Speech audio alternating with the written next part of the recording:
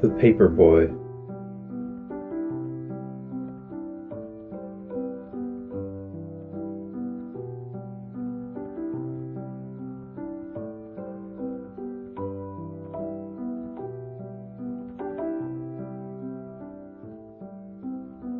The mornings of the Paper Boy are still dark, and they are always cold, even in the summer.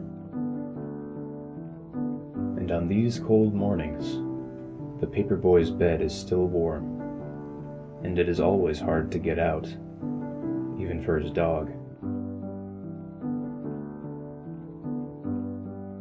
But they do.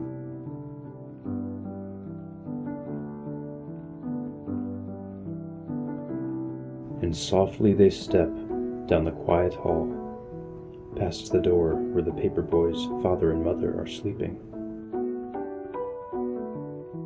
past the door where his sister is asleep, and down to the kitchen where they eat from their bowls, and out to the garage where they quickly fold their papers, snapping on green rubber bands and placing them in a large red bag.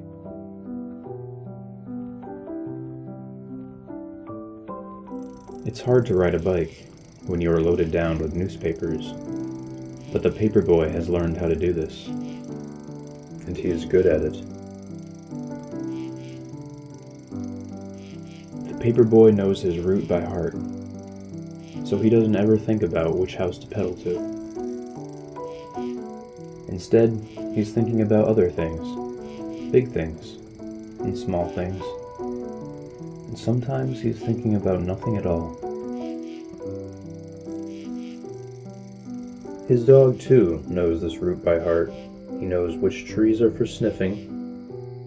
He knows which bird baths are for drinking, which squirrels are for chasing, and which cats are for growling at.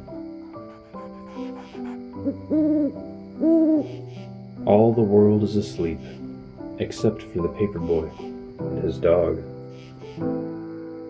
And this is the time when they are the happiest.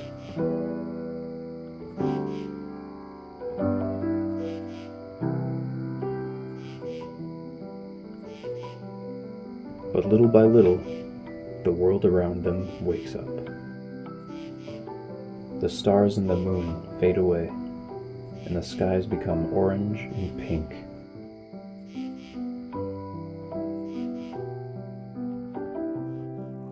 And when the Paper Boy has delivered his last newspaper, he and his dog race home, and his empty red bag flaps behind him in the cold morning air. Soon they are back home. It is still dark inside, but the sounds of the morning are all around. His father and mother are awake and talking softly in their bed, and his sister is downstairs watching Saturday morning cartoons. And back inside his own room, the Paper Boy pulls down his shade and crawls back into his bed, which is still warm. And while all of the world is waking up, the Paper Boy is going back to sleep. And his dog is sleeping too. Their work is done. And now is the time for dreaming.